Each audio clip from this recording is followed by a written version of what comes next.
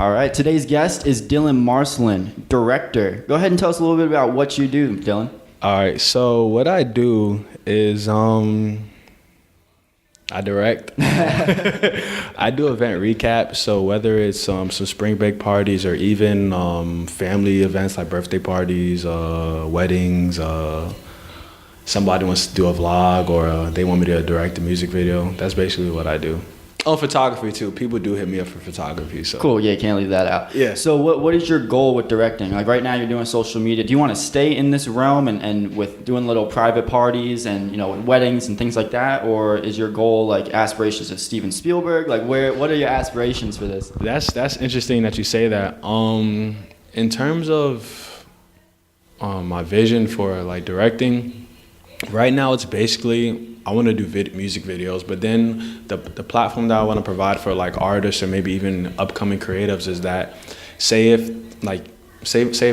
they have a brand or they have a clothing line or whatever, they're building something, I want to be able to have them on my platform and interview them just like you're doing with me, right? And like shed light to what they're doing and basically help people out to, I guess, come up.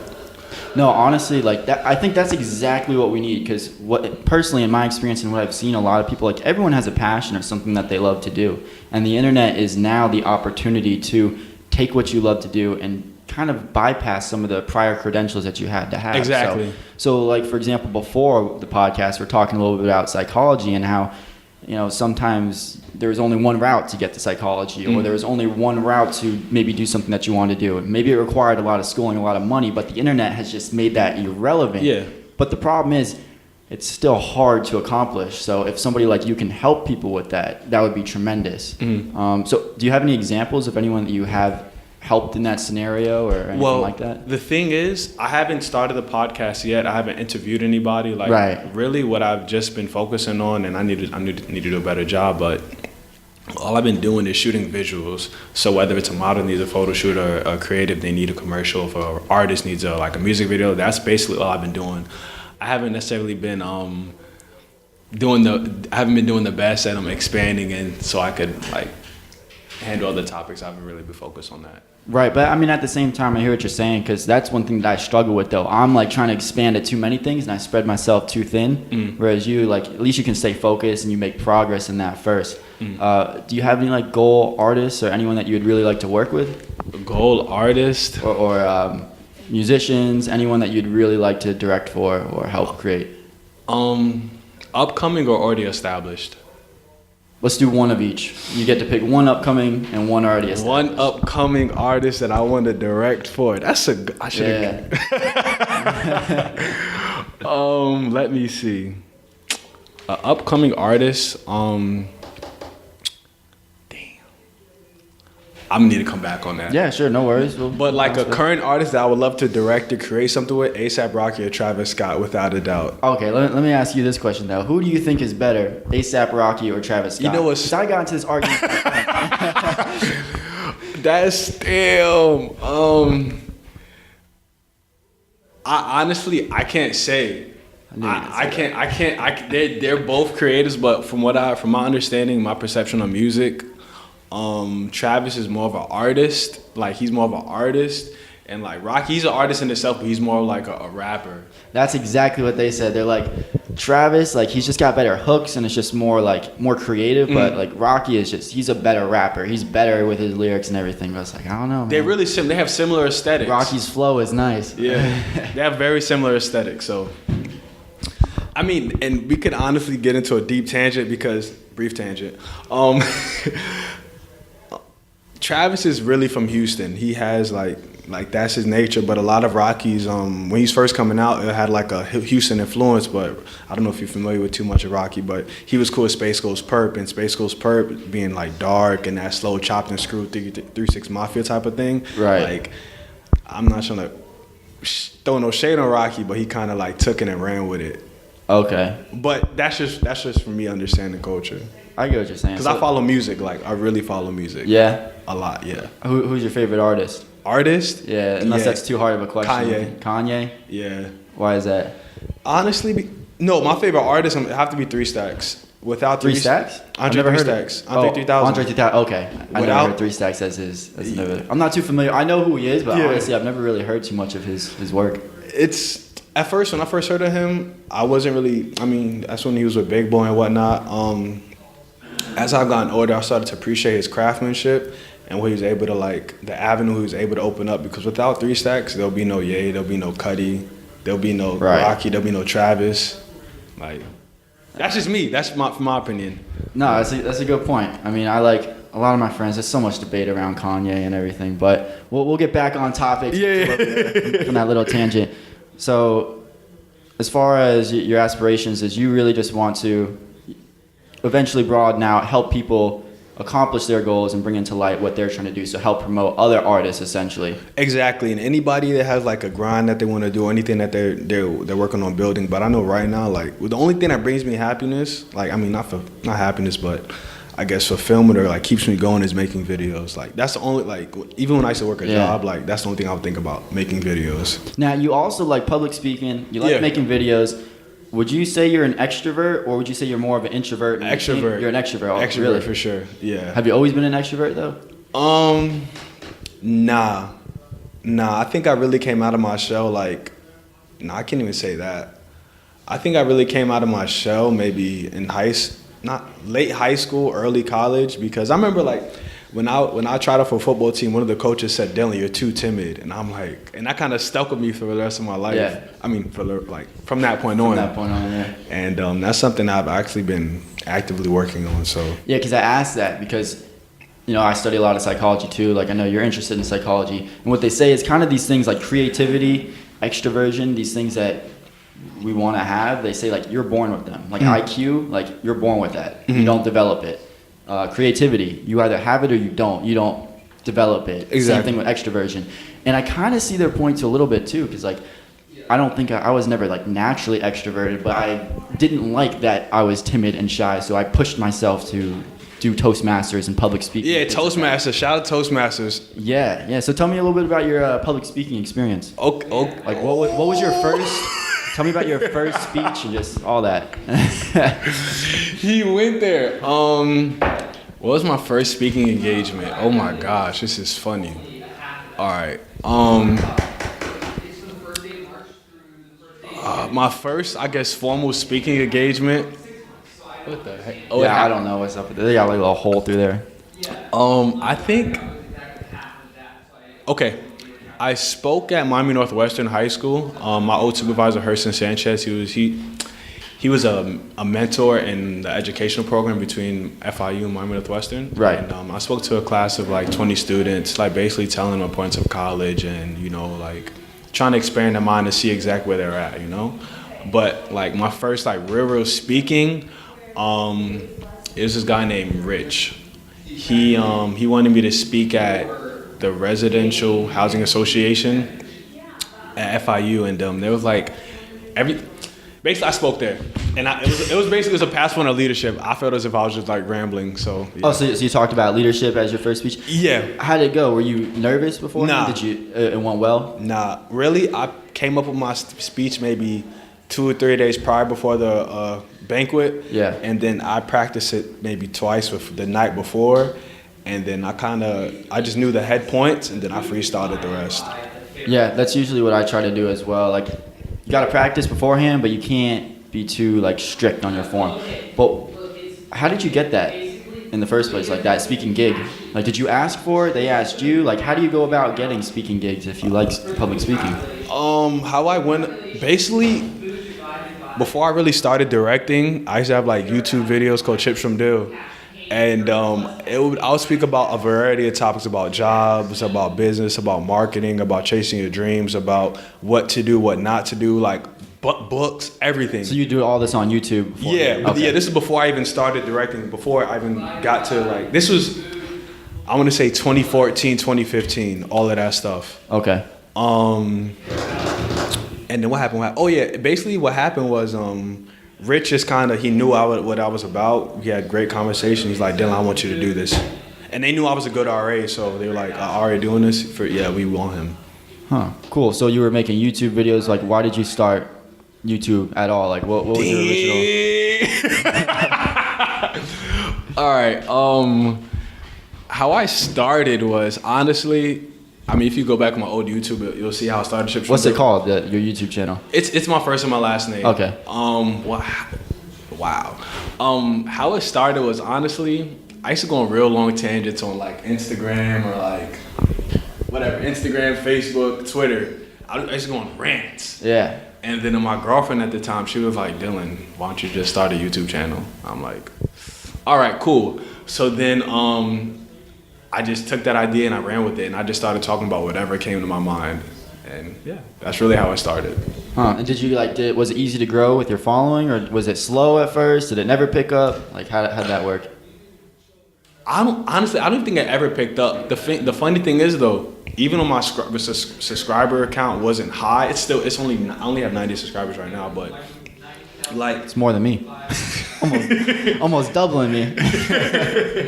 It wasn't high, but the thing is, the feedback that I was getting on my college campus, like people would speak about it, and I'm like, how the hell? I mean, obviously I'd post it on my Instagram, but I thought people would just ignore it. But right. I got feedback. It just people didn't subscribe, but it is what it is.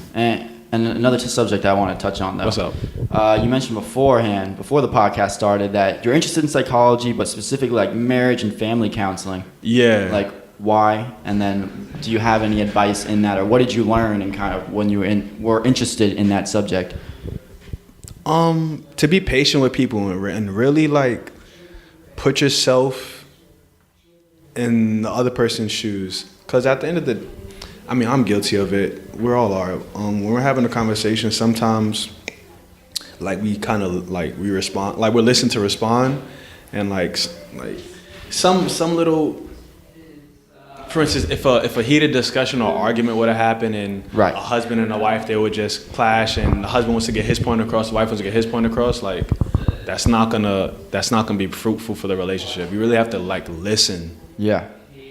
I get what you're saying, because normally like that's one thing that I've like really tried to do with the podcast. That's why I try not to have like written out questions beforehand. So it's not like, okay, finish up that answer so I can ask you my next one on the list, where it's like I have to listen to you so I can ask another question building off of that or comment off of that. So it really helps with my listening skills doing the podcast.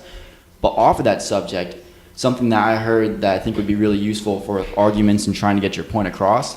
Have you heard of Jordan Peterson? I haven't. I can't. Okay, yeah, don't worry about it. One thing that he suggested, though, that I thought was pretty useful is when you're trying to argue with someone or get a point across, especially in relationships, like stop and ask, like pause for a minute, try to understand what they're saying, and then relate it back to them and trying to understand what they're saying. And you don't go and make your point until they agree with you and they say, yeah, that's what I meant by that. So let's say they say something and you're like, so what you're trying to say is this? Is that what you mean? And if they're like, no, you keep on going until they're like, yes, that's what I mean. Okay. Then you go and put your point in. This way, like, you're understanding each other, and hopefully they do the same back to you. Okay. So like, because you know a lot of times someone says something and you think you know what they mean, but that's not really what they meant. Maybe they just didn't know how to articulate it correctly. So you wait until they agree and they say, yeah, your understanding of what I said is what I actually meant. I'm gonna take that now. Yeah. That's something that I'm trying to practice too. I haven't had a chance to yet. Okay. But all right, so you also do photography, directing, YouTube. What else do you do? Or are those the main three? Yeah, direct, photos. Listen to a lot of music and I read a lot of books. What's your top favorite books? Top favorite books? That's too broad of a question. Let me back that one up. It's not a good question. What book are you currently reading? Let's start with that. Shout out to my boy Tribueville, Jonathan Perez. Great artist, great artist in Central Florida. He put me on a book called How to Have Confidence and Power in Dealing with People. It's an amazing book. How to have confidence and what was it? Empower in dealing with people. Empower in dealing with people. Yeah. Okay. And another book is by Gary Vee, Crushing It. That's it. Like I haven't read that one yet. I've read all of his other ones so far. Yeah. I need to. Pick up Crushing It for sure. I'm gonna have my mom read it. All right. All right, so what was the main couple things that you learned, like your number one favorite tip that you got from confidence and dealing with people, power and dealing with people? Basically, how to make people feel appreciated. Like, I feel as if, you know how people bathe every day, you know? but not everybody gets appreciated every day. Not everybody gets motivated every day. So that's actually what stood out to me. I appreciate it. People like Schneider, right? He's recording for me. Like, I knew him since I was a jit. Like, that's my brother, basically. Like just making people feel loved and important. I wasn't always the best in, I guess, showing affection, like letting people that I care about them and like let them know that they matter to me, even though that they did. But I'm just trying to do a better job right now in my life, like letting people know how much I do care. Because at first, I was kind of molded not to really show emotion, not really to show affection, but. Right. So, do you have any like practical examples or tips on like how to do it? Because I mean, it's like kind of a abstract thing to say to show more appreciation. Yeah, like when you're letting people know that you're appreciating them, don't just like say it. Like they show it through your actions, like with your body language. Like do something for them without them even asking. You know what I mean? Like say if it could be as simple as say if you're at a networking event, right? And then you and somebody else are talking, but there's somebody else that's in the area. They're tuning in, but they're not really like in the conversation. Open up the conversation to them, see how they feel about the topic that you and him are talking about. You know what I mean? Right. Okay, I get what you're saying. I mean, that's really, really simple, but and there's some cases where you just want to connect with that one person, but in some instances, like you never know what that person has to offer or what that person wants to contribute, or what you can learn from that person. I mean, from my perspective.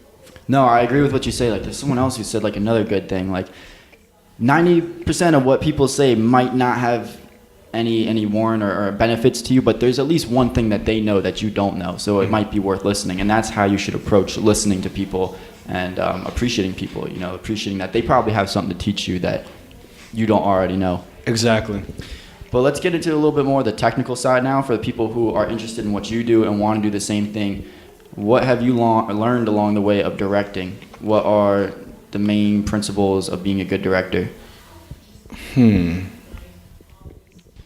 Sometimes when you're directing, there's really no restriction with anything. So say if you want to try an idea, you as the creative that's directing or shooting whatever you're shooting, like there's no restrictions. Like literally I shot a music video in the middle of the woods. I had like 2 friends hold up like cell phone lights and like, this is what I want to create. You know what I mean? And you just have to be comfortable with yourself to express your ideas. Yeah, everybody may not like it or mess with the video or whatever you're doing, but at the end of the day, like, it's your vision. So did you ever feel like embarrassed or maybe a little nervous to put something out? Because maybe it's just... Of course, yeah. When I first started putting YouTube videos, hell yeah. Yeah? Yeah, because I was really being vulnerable and I wasn't comfortable at all. And then for people to really speak about what I was doing, I was like, oh shit, like, But I mean, I just got used to it at the end of the day. Mic a little closer. Whoops, sorry. No, you're good. But no, because I was the same way. That's why I was asking the same thing. So does that ever go away though, or do you just get used to that uncomfortable feeling? You get used to it because, for instance, like, I'm not gonna sit here and lie to you and say I don't get nervous at sometimes, because like when I was at Rolling Loud, like shooting my recap, like there were some celebrities there were some people that were better than me, but when I kind of like stepped into it and realized where I was at, I asked them for help, or like I asked them to see what they were thinking about, like just trying to become better. And at the end of the day, like maybe I'm optimistic, but people doing that, like there's some people that don't mind just giving you all of their knowledge and want to help you. So to answer your question, I'm sorry, it does sometimes come, but I mean I just learned to like overcome it. Right. And has there ever been one that you just get the best of you? Nah, because you like I have a job to do. This is my passion. Like, why am I going to be shy about it, you know? True. And is directing the same? Is it the same principle across all boards? You know, if you're directing a movie, if you're directing a play, if you're directing a wedding, if you're directing, you know, for a music video, or is it like a different game, different? It depends. Okay, it depends. I'm glad you asked that actually, because so for instance, with a wedding, I want to direct my own wedding. I know that's crazy, but how the hell would you do that? I don't know. I haven't really worked that out yet. But in terms of, I guess, directing somebody else's wedding, I don't want to be in the picture at all. So whether it's I'm literally going around the wedding with with a stabilizer and like capturing everything and like being incognito, like that's one way of directing. Like not really like you're there, but people really don't acknowledge you, and that's perfect. That's what I want. Okay. Now, in regards to a music video, like for instance, I was at a studio in Miami, and then somebody was throwing money. I was telling her like, "Yo, throw money, like, but throw it from this angle while I'm gonna capture this. I'm not gonna get you in a shot." And then like I was basically like actively telling what was going on. Yeah. Like I was actively telling the other people that weren't like necessarily rapping like what to do, and like the rapper was just performing. Okay. Nah. So that's pretty cool. But so it does kind of apply then for all genres. Yeah, but there's like slight differences. Things. I get what you're saying. Yeah. Okay. And for YouTube videos and everything, For you still YouTube make videos? those? I honestly haven't. I think the last YouTube video I made was, what the heck was it? The last form. Oh, it was I was reviewing J. Cole's KOD project. That was the last album. When was that? Oh fuck. You last put that out? When did he drop? I mean, I honestly forgot when it dropped. I forgot when it dropped, but I think that following day or the next 2 days, that's when I tried to release it, but then YouTube said it had copyright infringement, so I couldn't post it. I hate that. Yeah, so. So what do you do to promote directing, like your business and everything? All right, so how do you promote that? Basically it's through word of mouth, and also I utilize hashtags, and sometimes I run specials. So when I was first starting out, for the whole month of, it was January. I did a whole month of free work. So I was literally seeing like for 2 days a week, I was literally seeing maybe 3 to 4 clients a day. And like that just built up my portfolio. Right. And people would see that, oh, you do this, Dillon. And even around Miami and the South Florida area, I would go to different events, whether it's like rest in peace when XXX was still like here, or like when other people, members only, would have shows. Like any other South Florida artist had a show or any event going on, I was there capturing stuff. Interesting. Yeah, because I want to see, just for in general, you know, how people can improve and upload, even for myself, like get their work out there that they do. But how did you get your first client, like your paid client? How did I get my first paid client? Was that through the same strategy of doing work for free, or like? Yeah, like literally when people seen that I was doing a bunch of work and like they liked my work, they said, "Dillon, can you do this for me?" Cool, got you. This is what I'll pay you. And it went like that. No, actually no. My first paid client, actually no. It was I went to a mall, Dolphin Mall in Miami, and there was some guy. A Dolphin Mall? Yeah, Dolphin Mall. Like that's the name of a mall in Miami. Oh, okay. And there's this guy. I was asking about lenses. Yeah. And I told him I do video directing. I edit videos. He's like, cool. Can you come to my house, help me do it? I'm like, cool. So I literally went to his home. He showed me the video he wanted me to edit, and I charged him $150. And then he was like, here you go. How did you learn how to do all this stuff? Like, obviously some of it through trial and error, but like, first getting started on your first, did you ever like watch tutorials, go to training classes? Like, how did you become proficient enough that people are willing to pay you for your work? Damn. First I started with iMovie. I just like messed around with it. I really didn't use too much of YouTube videos to learn iMovie because it's really simple software. But when I got into Final Cut Pro, I started to look into YouTube videos. But another person that helped me was this guy named Charles Weedle. Like he's a phenomenal director. Like I knew him as long as I knew Schneider. Like I still talk to him still to this day. Yeah. And he was always a supportive person, and like he kind of gave some gems to me and like, Dillon, this is how you do this is how you set up this like stuff like that. So that's really how I got started. Have you ever made any like major mistakes while working on a client's project? Oh that you were just like, what am I gonna tell him? Shit. Oh damn. Yeah, I'm gonna be real blunt. There's somebody who asked me, Dillon, do you know how to do line animations in this particular video? I told him yes, even though I didn't know how to do it. And like it was getting to the point where it was like 3 weeks, 4 weeks of me like trying to edit it, and like I hate keeping people waiting. I'm still trying to learn this. So ultimately, I just bought a plugin for Final Cut Pro, and it was the editing software I was using at the time. And basically, it was like a little paintbrush that you could like literally write squigglies on the video, and that's how I learned how to do it. And then I sent it to him within the next 2 days. And did he even notice, or he liked it? He was like, bro, I love it. I'm like, yes. That would have drove me crazy, man. I was like, damn. Yeah, because I'd be so, like saying yes to something that you don't know exactly how to do yet, like that just. But worst case scenario, I would have took a L and I would have paid Charles to do it. Okay. Like that was worst case scenario. But he's really busy, so. But He didn't know that, but I just put it out there. But yeah, that was my last plan. Huh. And what was your best project that you'd say you My completed? best or your most fun project? Like, what do you like working on the best? What's the most fun for you? Damn. Honestly, ever since I started like recording, I had 3. Are we good on time or? Yeah, we're good. We're Okay, good on time. I don't want to go too long, but No, we'll close it up soon. Okay, my bad. So, the 3 most fun shoots I had was one, I was actually like the second shooter. Like one of my friends, he was shooting an edible commercial for one of his homegirls, and like she has a lawyer, she has her own business, like her website, it's legit, even though she said she's selling edibles. And okay, so like marijuana edibles. yeah, marijuana edibles. Cool. Yeah, marijuana edibles. And like he shoots with a cinematography camera, and like his name is Kilo. He's he's dope as heck. And I was basically like picking his brain while he was shooting it, and it was just like a big learning experience. Also, they're like beautiful women too, and it was like a fun thing too. And then the second one was a girl. She's from New York. There was a bachelor party like in a big ass mansion, and then she basically was saying, "Oh, I have a photographer come over, and he's gonna do shoots." And then like there was burgers, ribs, chicken wings, fruit, pancakes, French toast, everything. And then like they blessed me with food, and it was just a good time in a mansion too. And then the third one, what was the third one? It's gonna come to me, but I forgot. Oh, Rolling Loud. That was another project. Like a fun thing for me. Rolling Loud. All right. Well, actually, no. I'm sorry. Yeah, go on. No worries. Yeah, Rolling Loud was good, but then the fourth one, there's the guy off of Empire, Hakeem, the main character. He's cool as heck. Like hella cool. Like mad cool. And then I did a photo shoot for him.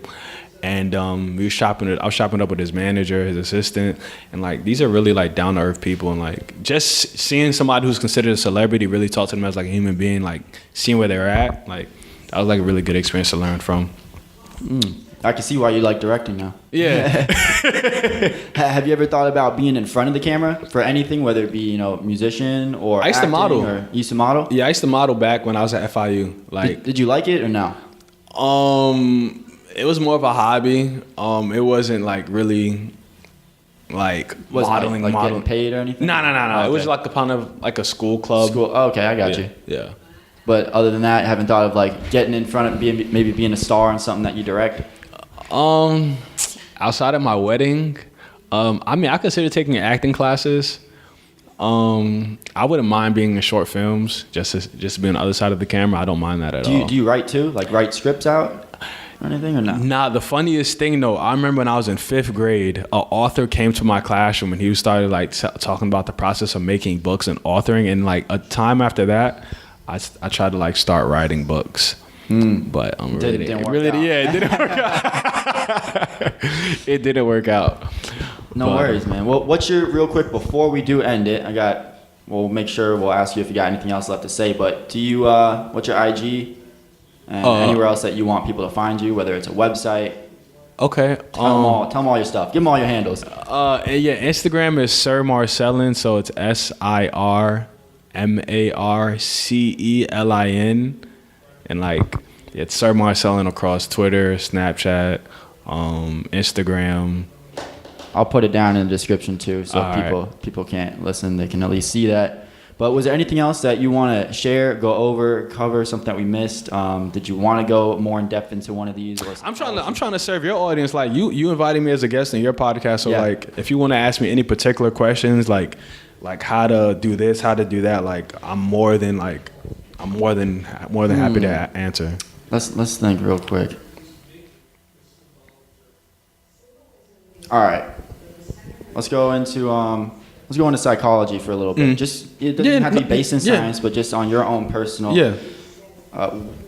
What is like the frame of mind that you need to have, or the perspective that you think you should take over that will allow you to achieve the most success in life?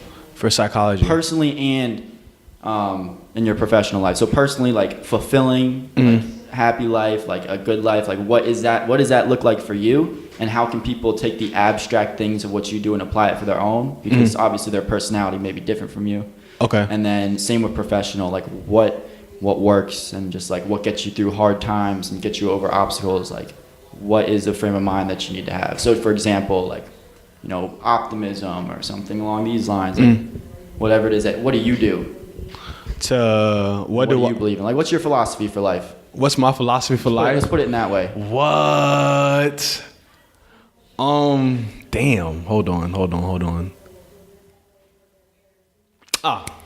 And just understanding that things in life are gonna happen and expect it to happen. So for instance, and that was really abstract, I'm sorry. Like, so for instance, say if no worries. Like, still thinking it through.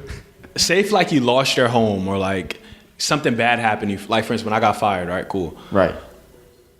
Some people would have been like, Dillon, I'd have been scared, I'm shocked, I don't know what to do. But you, Dillon, like, you're only doing this. Like, how are you?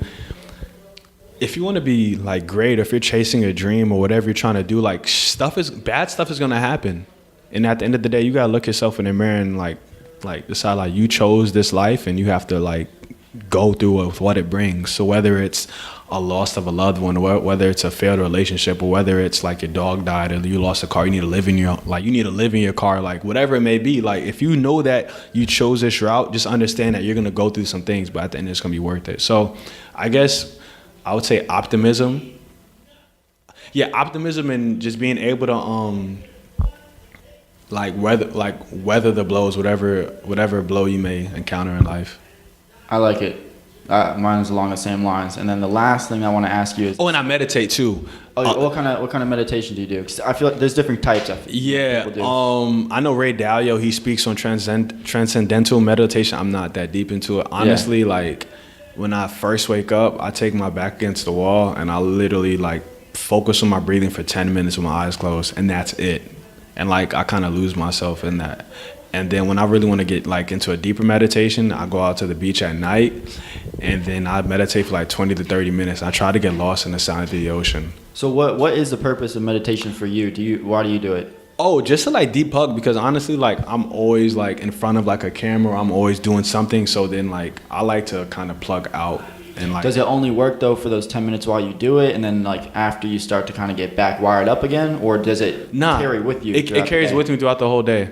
And then like, cause usually what happens is when I first wake up, I meditate for 10 minutes, then I write in my journal, and then I have like a light breakfast, so whether it's like a slice of toast with some avocado, some fruit, and then I head to the gym. And then after that, like I'm able to start my day. What do you do in your journaling? Just anything in specific? Like things that I want to accomplish. And shout out to my friend Martin. He kind of, how do I say this? When I was back at FIU and I really started to change my mind about stuff, like he was the only friend that really listened. And while I started to fall off, he kind of like got me back into meditating, got me back into journaling or whatnot. So, but it's basically stuff I want to work on throughout the day, stuff I need to do better at, and then I journal at night at 2. It's basically like a reflection? Yes, exactly, reflecting my day. Okay. And how specific do you get is it just like I want to accomplish this today, or is it how like, okay, these are the obstacles that are coming the way, this is why I need to accomplish it? Like, no, it's just like, Dillon, you need to reach out to this client, you need to send out this email. So Dillon, like a to-do list almost. Yeah, basically, yeah. And then also gratitude. I know Gary Vee speaks about it a lot, but honestly, like I remember when I first moved down to Miami, back down to Miami, I was sleeping on a futon for like 6 to 8 months.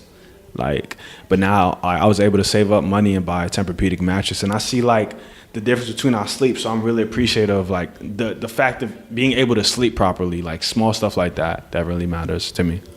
So what do you recommend for someone who wants to do something, creative, whatever venture it is?